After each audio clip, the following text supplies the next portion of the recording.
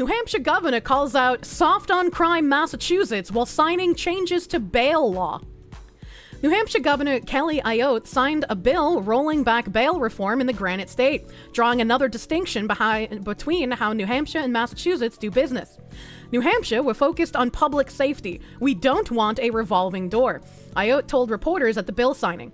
We've seen some of the high-profile cases in Massachusetts that were even just reported on yesterday. We can't let dangerous people, rapists, people who have assaulted other people out on our streets. We also need to work cooperatively with immigration services. The day before the bill signing, Governor Ayotte wrote on X, while Massachusetts continues their soft-on-crime policies, we're keeping our communities safe. After retweeting a WBZ story which found that 3 accused child rapists who are wanted by ICE in Massachusetts were released on bails ranging from $7,500 to $0.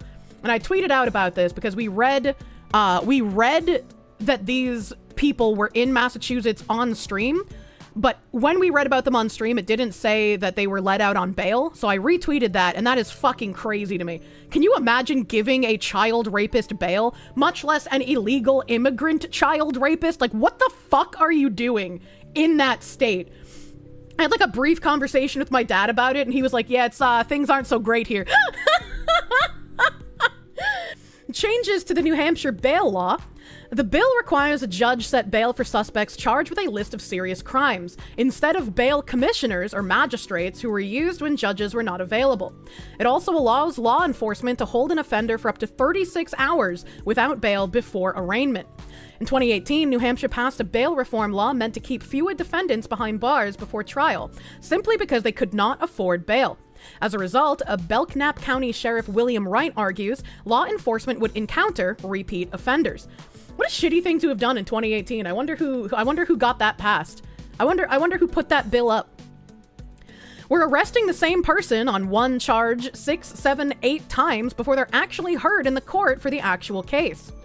Concerns about the bail changes. The ACLU of New Hampshire does not buy that argument. Well, it's a good thing I don't give a fuck what the ACLU thinks.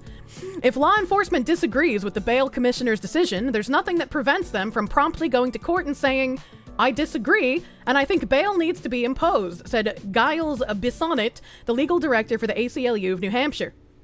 She doesn't give a fuck. Bissonnet, what a weird name, worries the bail change will increase the number of defendants who will be unable to afford bail. Maybe just don't break the law. Like, I'm not gonna feel bad for, like, rapists and people who assault, right? Like, I don't have sympathy for these people. We're going back to that time, unfortunately, where people are going to be detained simply because they can't pay money that really aren't a danger or a flight risk. Massachusetts Governor Maura Healey did not respond to a request for comment on Governor Ayotte's comments on Massachusetts, but she did push back on claims by the Trump administration that the Commonwealth does not cooperate with federal authorities. We're not a sanctuary state. I'm a former prosecutor and attorney general. I led the New England strike force on fentanyl. I spent a good part of my career investigating, prosecuting, and putting bad guys away. I continue as a governor to ensure that state and local law enforcement are working with federal agencies and federal law enforcement, Healey said. New Hampshire's bail law goes into effect 180 days from signing on September 21st. That's good. That's good, but also, if Maura Healey had said this, if Maura Healey was part of a fentanyl strike force, and she's claiming to not be a sanctuary state while cities in her state are setting up sanctuary, like Boston, like Worcester, she's basically lost control or is silently agreeing with what these mayors are doing. Well, like, I don't even know what to say to just this bundle of lies, dude. The US government is effectively kidnapping people for opposing genocide. Rumesia Ozturk, a visa holder, was snatched off the streets by ICE agents and sent to a detention center 1,000 miles away for opposing war crimes in Gaza. If you are coming to the US under false pretenses to participate in vandalistic or even terroristic, depending on how far it goes, activism, you should not be here. We do not want foreign agents lying their way into our country to perpetuate more activism. That is not something any country should be allowing. This is a bad thing. The abductors wore masks because they do not want their identities known. On Tuesday evening, Rumesya Ozturk exited her apartment building and walked onto the street in Somerville, Massachusetts, a city outside of Boston. Into the fading daylight, Ozturk, a Turkish-born PhD student at Tufts University who studies children's media and childhood development, was on her way to an iftar dinner with friends planning to break her Ramadan fast. In a video taken from a surveillance camera, she wears a pink hijab and a long white puffer coat against the New England cold. The first man, not uniformed but wearing plain clothes, as all agents are, approaches her as if asking for directions, but he quickly closes in and grabs her by the wrists she has raised defensively toward her face. She screams as another man appears behind her, pulling a badge out from under his shirt and snatching away her phone. Soon, 6 people are around her in a tight circle. She has no way to escape. They handcuff her and hustle her into an unmarked van. Attorneys for Ozturk did not know where Immigration and Customs Enforcement, the U.S. Homeland Security Department, that has become Trump's anti-immigration secret police, had taken the 30-year-old woman for almost 24 hours. In that time, a judge ordered ICE to keep Ozturk, who is on an F1 academic visa, in Massachusetts. But eventually, her lawyers learned that the client had been moved, as many ICE hostages are, to a detention camp in southern Louisiana, more than 1,000 miles from where she was abducted. In the video, before she is forced into the van, Ozturk looks terrified and confused. She may well have thought she was being robbed by street thugs. She did not seem to understand, at first, that she was being kidnapped by the state. She tries to plead with her attackers, "Can I just call the cops? We are the police," one of the men responds. Ozturk remains in prison. She's been charged with no crime, and in the video of her arrest, a neighbor can be heard nearby asking, "Is this a kidnapping?" The answer is yes! Ozturk is one of a growing number of university students who have been targeted, issued arrest warrants, or summarily kidnapped off the streets by ICE agents. She joins the ranks of including Mahmoud Khalil, the Syrian-born Palestinian former graduate student and green card holder from Columbia University, Alireza Darodi, an Iranian-born mechanical engineering doctoral student at the University of Alabama, Yunseo Chung, a 21-year-old Columbia, I think that's Chang actually, Yunseo Chang, a 21-year-old Columbia undergraduate who was born in South Korea, but has long been a green card holder after immigrating to the United States with her parents at the age of 7. And Mamadou Tall, a dual British and Gambian citizen who is studying for a graduate degree at Cornell University and has gone into hiding after receiving a summons from ICE to turn himself in for deportation proceedings. Now, see, I don't know any of these names, but obviously, as we have seen this article lying profusely already, I have to imagine they are not telling the entire story about why all of these students have been issued arrest warrants by ICE. It's not kidnapping, it's finding lost citizens of other countries and giving them a ride home, exactly. Green cards expire. Yeah, if you're here since you were 7, I don't think your, green card, it has to be renewed. So, if she hasn't renewed her green card, then she would be here illegally. Clearly didn't want to be a citizen. Yeah, if you aren't trying to get naturalized, do you even really want to be here, really? It's just kind of like some of these people see America as a money pot. They just come here to enrich themselves and send money back to their families, but they don't care about the country or the people who are actually American citizens. Why wouldn't her mother and father become naturalized and get umbrella citizenship for all of their minor children? Also a good question. I'm in your country and I hate it as wild behavior. Yeah, it's just fucking leave, man. Many of these students had some connection, however tenuous, to anti-genocide protests on campuses over the past year and a half. Tal and Khalil, in different capacities, were leaders of protests for Palestinian rights at their respective universities. Chang attended 1 or 2 demonstrations at Columbia. Ozturk co-authored an op-ed in the Tufts student newspaper that cited credible allegations that Israel was violating international human rights law in Gaza, and called on the university president to take a stronger stance against the genocide. In a statement regarding her arrest, a DHS spokesperson said, investigations found Ozturk engaged in activities in support of Hamas. They meant the op-ed. While I agree that anyone supporting terroristic activities who isn't in the country, if they're here on a visa or if they're here illegally, should just absolutely be deported, how much of this is our law actually caring that these are terrorist sympathizers? And how much of this is the law saying, oop, you criticized Israel, you gotta go? That also makes me wonder. The State Department claims that some of these students have had their visas or permanent resident status rescinded. In a video of the arrest of Mahmoud Khalil taken by his pregnant wife, agents proclaim that his student visa has been revoked. Help. But when they're informed that he has a green card, they say, we're revoking that too. Based? This unilateral revocation of green card protections without notice or due process is illegal. But that is not the point. The Trump administration clearly thinks of immigrants as a population with no rights that they need to respect. Well, it depends. It depends. If they're doing something illegal, revoke that shit. Is it illegal? I don't know. I'm just reading a very biased article. No. Rather, the point is that the Trump administration's promise to crack down on student protests against Israel's genocide in Gaza has the effect of articulating a new speech code for immigrants. No one who is not a United States citizen is entitled to the First Amendment right to say that Israel is committing a genocide in Gaza, or that the lives of Palestinians are not disposable by virtue of their race. Hot take, chat. I feel like no one who is not a United States citizen, if you are not a citizen of the United States, our amendments and our Constitution should not apply to you. If you're not a citizen, those things should not apply to you. They should not matter. And like, I don't know if legally they do or not. I don't know if there's like weird loopholes or shit. I'm not a lawyer. I'm just an anime woman. I think they shouldn't apply.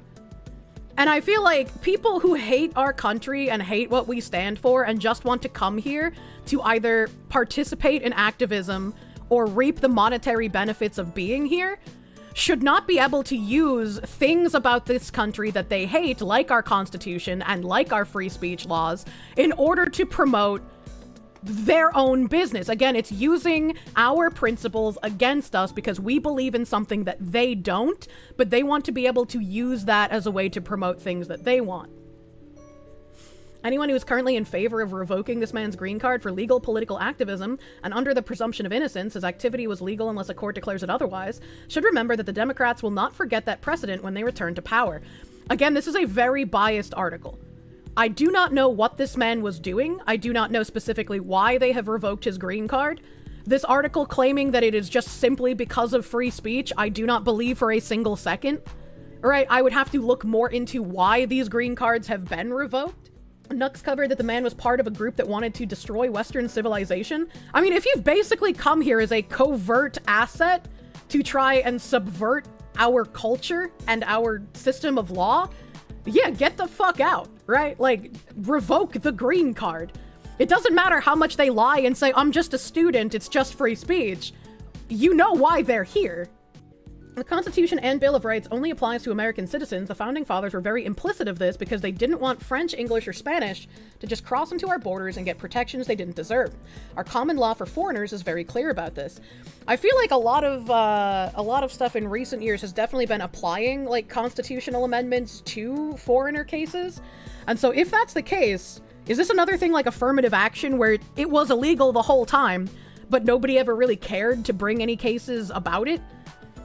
Right? Is it the case that like the amendments and the Constitution shouldn't be applying to foreign nationals, but we still do it anyways and just nobody calls it out? From what the AI says, U.S. laws and amendment apply to all people in the U.S., whether citizen or not. You think it's similar to how Somalia is being punished for laws in Korea? I think the laws that you break are a little bit different, but I mean, maybe.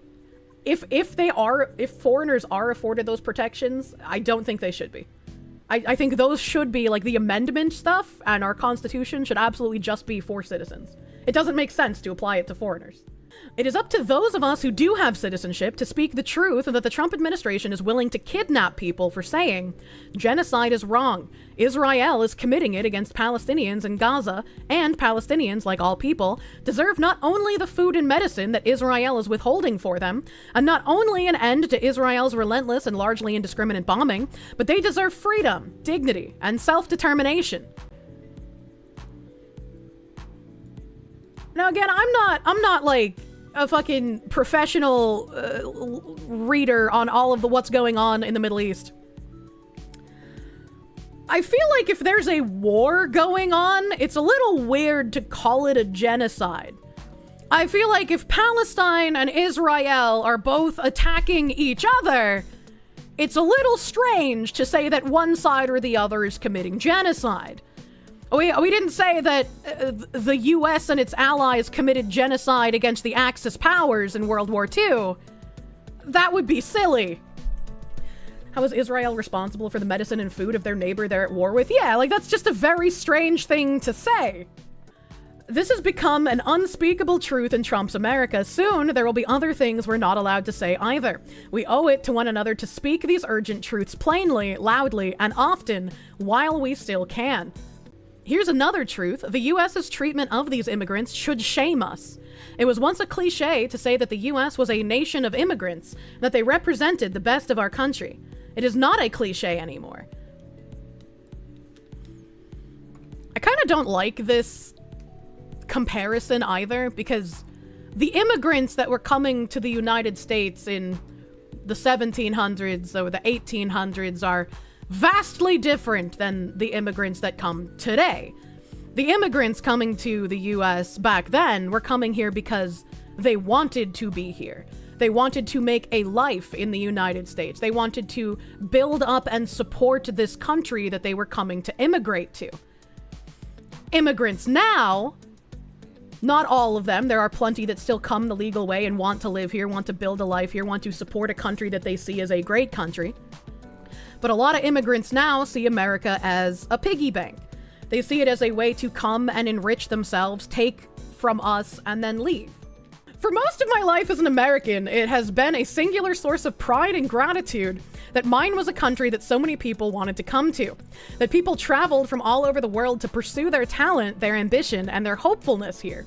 And this was the place that nurtured and rewarded them. Well, I wish those people would care a bit more about the country that nurtures and rewards them. It may sound vulgar to speak of this lost pride after Ozturk's kidnapping. All that sentimentality did nothing, after all, to protect her, and may in the end have always been self-serving and false. But as we grapple with what America's becoming, or revealing itself to be under Donald Trump, I think we can mourn not only the lost illusions of the past, but the lost potential of the future. Brother, if this is what it took to like, make you lose faith in being able to promote your terroristic activities, you were clearly just using this country for what it could provide you to espouse your politics instead of doing it somewhere that would probably just arrest you at the first sign of you talking about it. Ozturk, a student of early childhood education and someone brave enough to take a great personal risk in standing up for what she thought was right, seems like a person the US would be lucky to have. Why would the US be lucky to have someone that would want to subvert what makes our country what it is? That's kind of silly. Instead, we are punishing her, terrorizing her, kidnapping her, and throwing her away. She deserves better, and so do all of our immigrants, hopeful, struggling people who mistook this for a place where they could thrive. Who in the future will continue to think of the U.S. as a place where immigrants can make a difference, can prosper. Who will share their gifts with us now? Maybe we should refine the gifts of the U.S. citizens instead of issuing them for illegal immigrants or constantly giving out too many H-1B visas. Maybe we should prime our citizens for success a bit more often. Secretary of State Marco Rubio offers an explanation for deporting alleged terrorist sympathizer and Tufts PhD student Rumesia Ozturk. We revoked her visa. It's an F1 visa, I believe. We revoked it, and here's why. And I'll say it again. I said it everywhere. Let me be abundantly clear, okay? If you go apply for a visa right now, anywhere in the world, let me just send this message out. If you apply for a visa to enter the United States and be a student, and you tell us that the reason why you're coming to the United States is not just because you want to write op-eds, but because you want to participate in movements that are involved in doing things like vandalizing universities, harassing students, taking over buildings, creating a ruckus, we're not going to give you a visa. If you lie to us and get a visa and then enter the United States and with that visa participate in that sort of activity, we're going to take away your visa. And once you've lost your visa, you're no longer legally in the United States, and we have a right, like every country in the world has a right, to remove you from our country. So it's just that simple. We like seeing it happen to the likes of Johnny Somali. Why would we protect people who create a ruckus and a nuisance here? Right? Like, it doesn't make any sense. Why would there be that double standard? I think it's crazy. I think it's stupid for any country in the world to welcome people into their country that are going to go to your universities as visitors. They're visitors. And say, I'm going to your universities to start a riot. I'm going to your universities to take over a library and harass people. I don't care what movement you're involved in. Why would any country in the world allow people to come and disrupt? Exactly. We gave you a visa to come and study. Just because they're not streaming it like Johnny Stinky doesn't mean it's still acceptable. And get a degree, not to become a social activist that tears up our university campuses. And if we've given you a visa and then you decide to do that, we're going to take it away. I encourage every country to do that. by the way, because I think it's crazy to invite students into your country that are coming onto your campus and destabilizing it. Correct. We're just not going to have it. Correct. So we'll revoke your visa, and once your visa is revoked, you're illegally in the country and you have to leave. Every country in the world has the right to decide who comes in as a visitor and who doesn't. If you invite me into your home because you say, I want to come to your house for dinner, and I go to your house and I start putting mud on your couch and spray painting your kitchen, I bet you're going to kick me. He used my shitting on the rug analogy! Oh man, truly, I am politically minded. Out. Well, we're going to do the same thing if you come into the United States as a visitor and create a ruckus for us. We don't want it. We don't want it in our country. Go back and do it in your country. But you're not going to do it in our country. You're not going to come here and take advantage of our laws because you'd get arrested in your country for doing this kind of activism. You're not going to come here and create riots and create destabilization and expect to be protected under our laws. That's not going to happen. And again, that's why I think the Constitution should not apply to foreigners and guests. If you don't like it, get the fuck out. Yeah, exactly. There's a common sense argument. People should be agreeing with this. Everyone. You're a guest. Act like it. In every home, countries are merely homes of people in that nation as a whole. Yeah, exactly. Exactly. The U.S. Internet Preservation Society is like the charity org that Kirsche tried setting up to try and like get around the fact that he has been depersoned. He is, like, unable to use payment processors to collect payments, which is why I think it's been, like, just Bitcoin and other cryptocurrencies for quite a while. Western payment processors are screwing over Japanese sites. That's how fucked up it is. It's like, there have been a few cases, and he put out this message that says, I hate our first message on this account to be a negative note, but at Anadot refuses to bank our nonprofit. Save time and money with powerful giving tools, status Anadot, X for updates.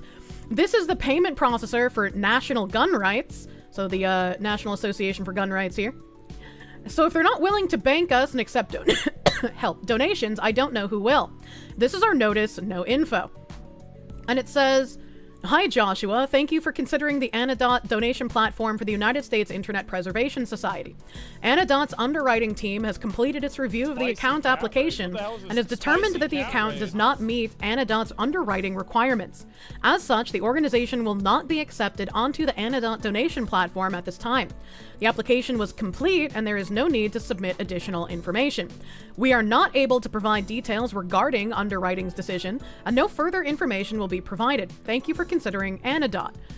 And I think even above the issues of him not being able to get payment processing anywhere, the fact that they are not providing details, so he doesn't know what he did, he doesn't know how to combat it, he doesn't know, like, if it's a simple paperwork issue, it's probably not, but they're not telling him anything. So, like, how is he supposed to correct anything that they might want him to? Right?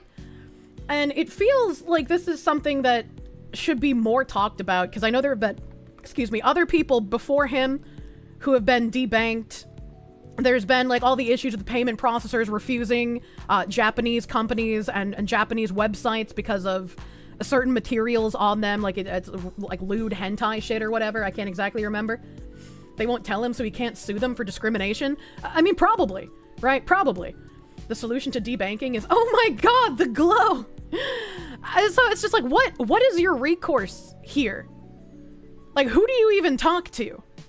And especially as like, Kirsche being, I guess the PC way to say it would be the boogeyman of the internet.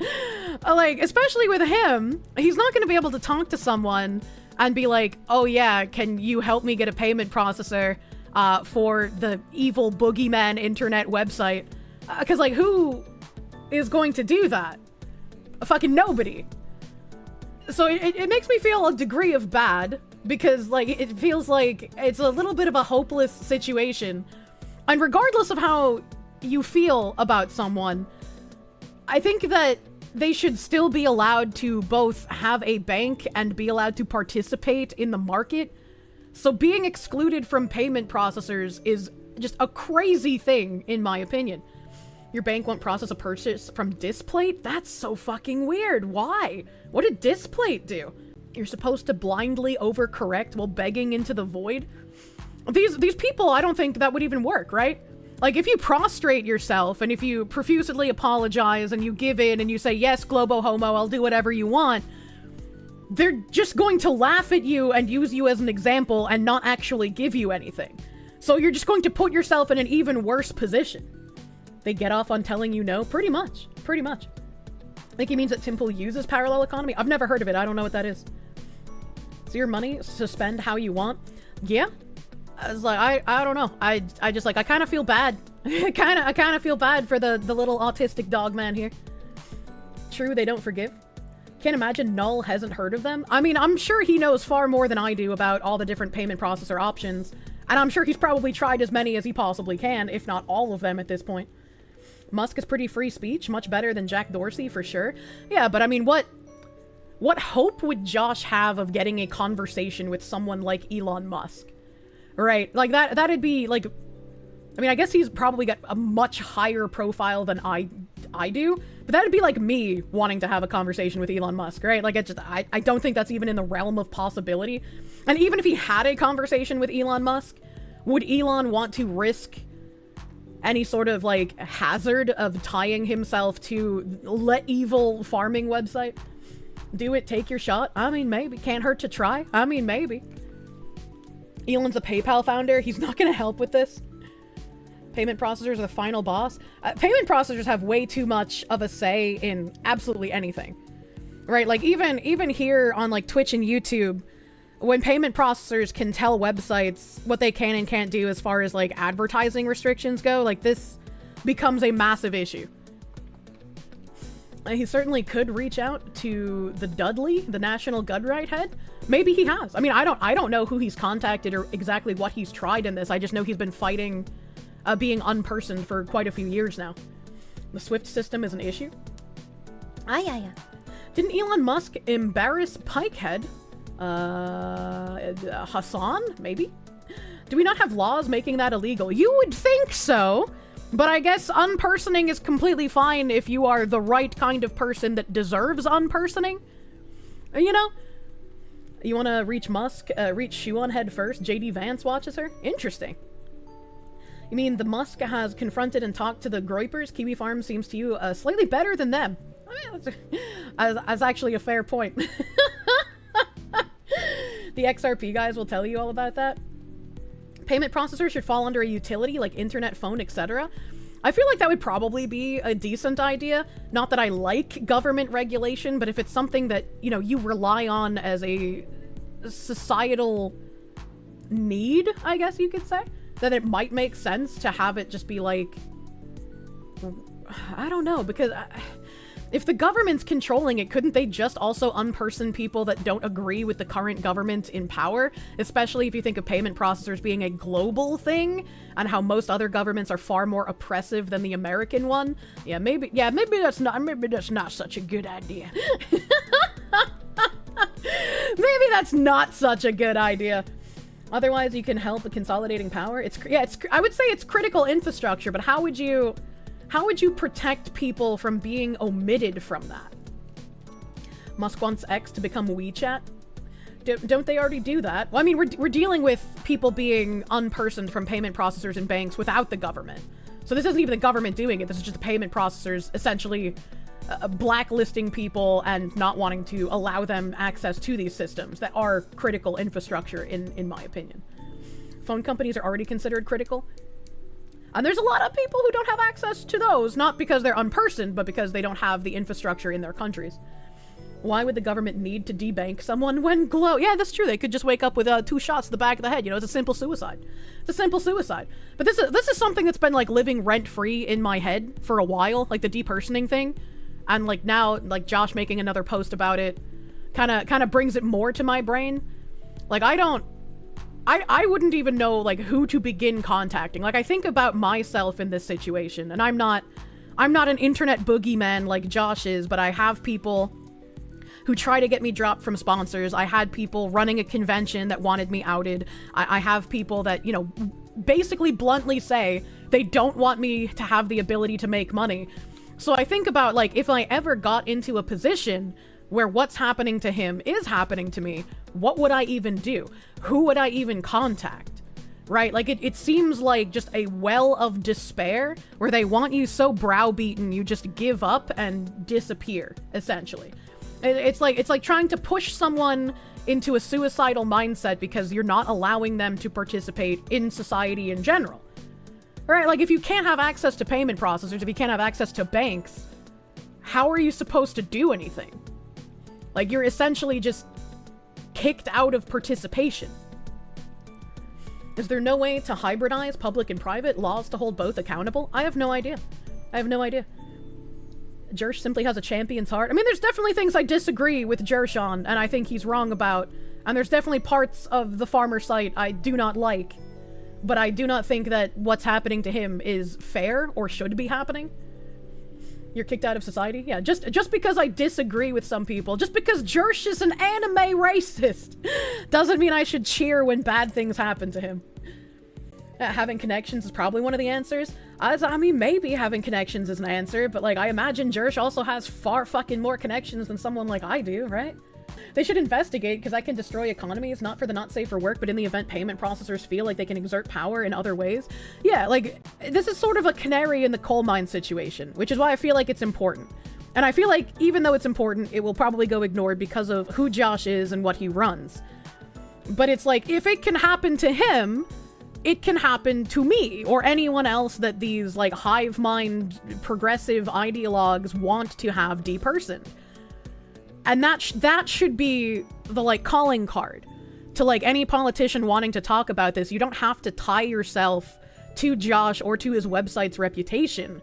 You just have to talk about how this is bad to happen to a US citizen regardless, right? Like, it shouldn't happen to anybody. It should be illegal. Card companies and payment processors need to be put in their place. I agree. There's so much that they do that's just fucking wrong. They should not have the amount of power that they do to dictate who is allowed to receive or give payment through them. Rights shouldn't be revoked for wrongthink. Agree. Hard agree. Next Canadian Prime Minister might be the current banker who loves the idea of debanking opponents. How horrifying. They can't Clinton us all just saying, oh, speaking of which, 4 current and former Texas deputies from the same sheriff's office die by suicide just weeks apart.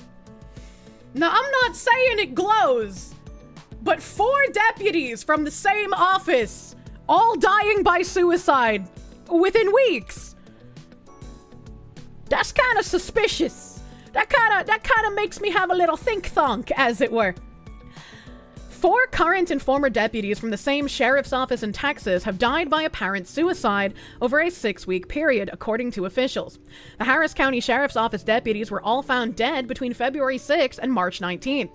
In the first incident, retired Deputy Long Nguyen died by apparent suicide on February 6th, ABC 13 reported. Deputy Christina Kohler, who had been missing for more than a week, was found dead by apparent suicide on March 13th. 3 days later, former Deputy Maria Vasquez's body was discovered. The Houston Medical Examiner ruled that Vasquez, who retired from the agency in December, died by apparent suicide.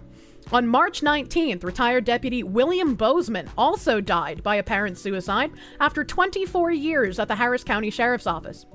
Sheriff Ed Gonzalez mourned the reported suicides of his deputies. Today we learned of a Harris County Sheriff's Office retiree who died from an apparent suicide. This makes 3 for us in the span of a week, Gonzalez wrote on Facebook. Our hearts are heavy, and we extend our deepest condolences to their families, colleagues, and friends. It's a painful reminder that life is fragile and time is not promised. The president of the Harris County Deputies Organization, Jose Lopez, said the deputies' deaths caught a lot of us by surprise.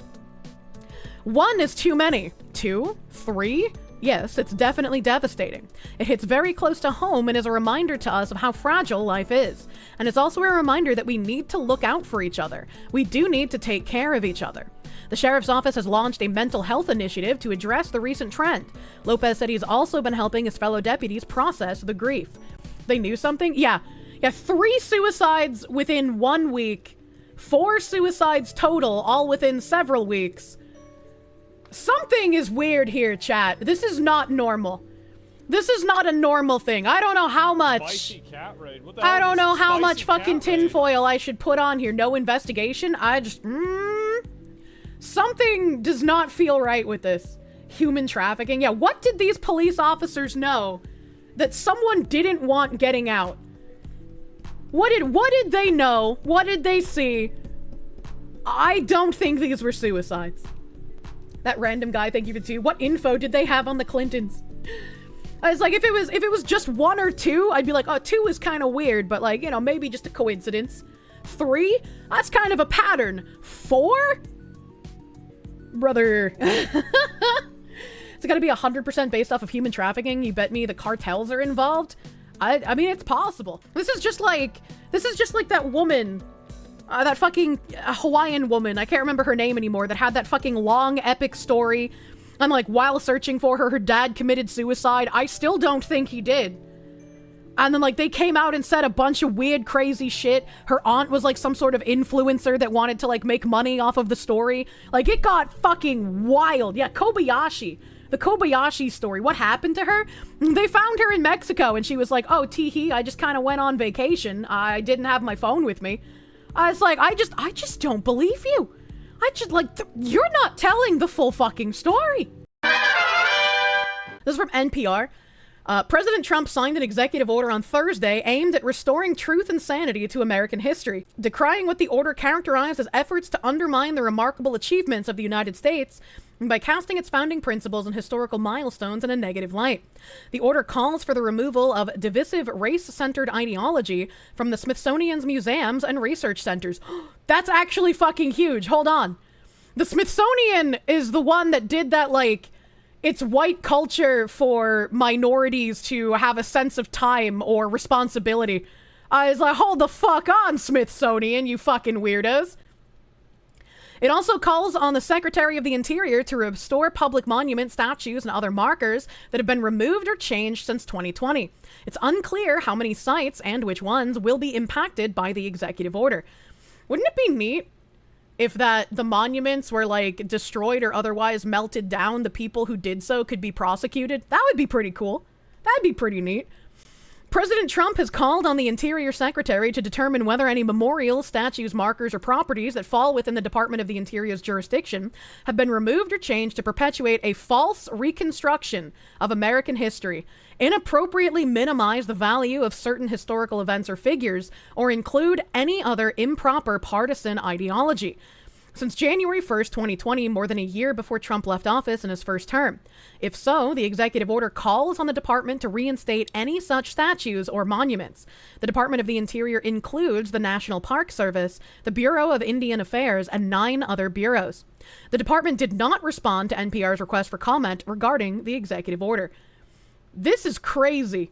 I love seeing these fucking ideologues being called out on perpetuating the false reconstruction of American history. Critical race theory should be nothing but condemned. Where did the metal go? Who got the money for scrapping it? Exactly. Exactly. Money. Yeah, it's tampering with history. It is. It is. It's trying to rewrite history and indoctrinate people into believing something that's completely not real. The order also directs the Department of the Interior to ensure that any monuments, statues, or memorials under its jurisdiction do not contain descriptions, depictions, or other content that inappropriately disparage Americans, past or living, including persons living in colonial times, and instead focus on the greatness of the achievements and progress of the American people, or, with respect to natural features, the beauty, abundance, and grandeur of the American landscape. Yeah, that makes sense. If you're going to have a monument, it should not be disparaging. That makes perfect sense. Make the death penalty great again. A national reckoning on race and monuments to the past grew after George Floyd was killed by police in 2020. Saint Floyd of the fentanyl, in his name we pray, amen.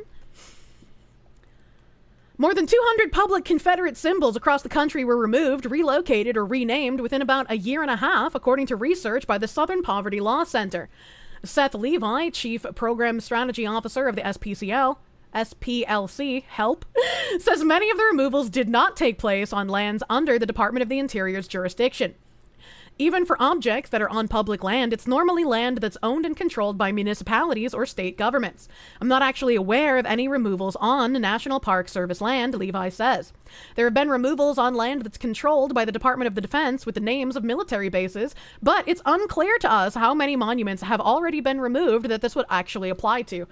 See, I fucking hate this, right? I fucking hate this. They're just like, oh, you want all the ones under federal control reserved? Well, these statues that were destroyed or otherwise removed aren't on federal property, so we don't have to do it. We can keep rewriting your history, and there's nothing you can do about it. I hate these people. I hate them so much. Yeah, they always fucking do this. It gets so annoying. It gets so fucking annoying playing these weasel word games with these fucking weirdos, man. Had to stop myself from slurring. Through action from Thursday's executive order might be limited for now, Levi says he believes Trump administration is trying to minimize the fact that enslavement was a huge part of our history, and that the contributions of racial minorities to American history seem to be under threat.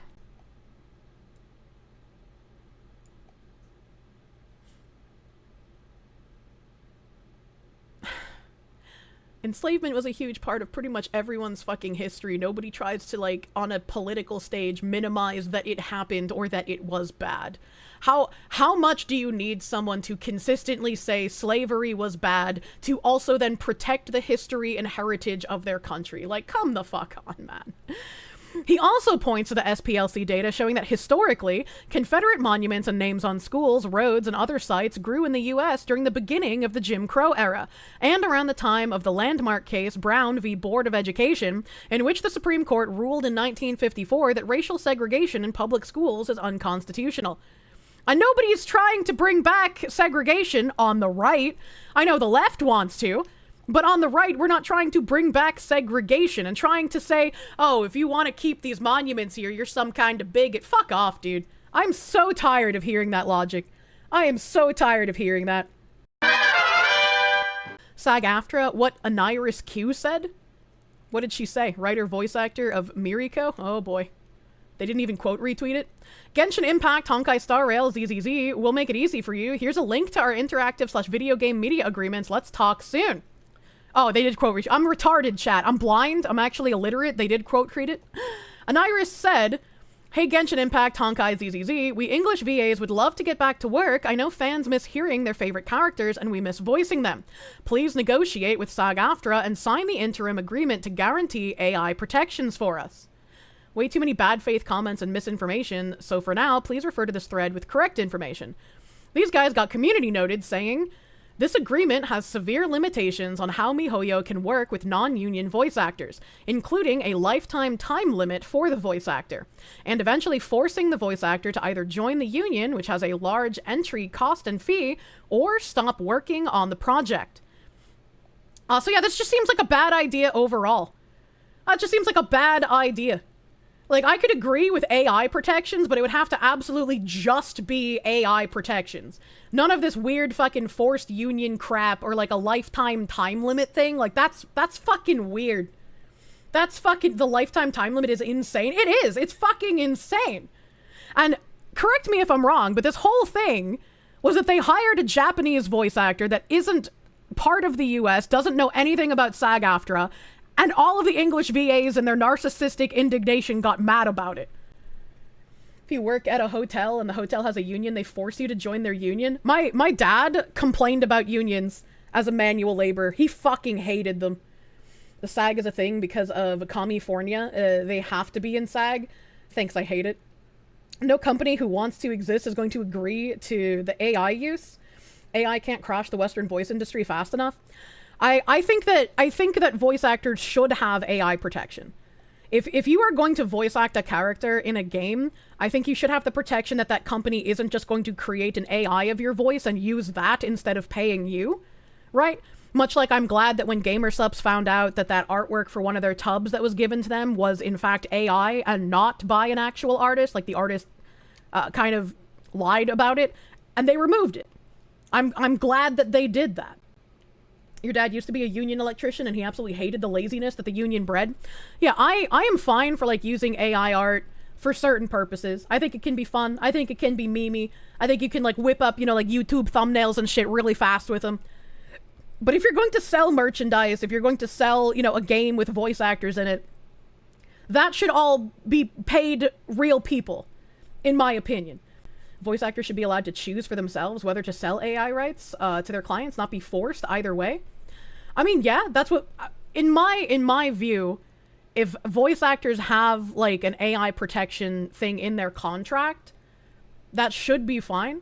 But I mean, you don't have to be part of a union for that. Couldn't you just put it in your own contract, or like have your agent do that for you? Want us to hire you forever, let you become a union we cannot get rid of, and demand to pay collectively, demand a protection we cannot negotiate on? Yeah, they're asking for way too fucking much. And so it's great that they got fucking community noted. That's fucking great.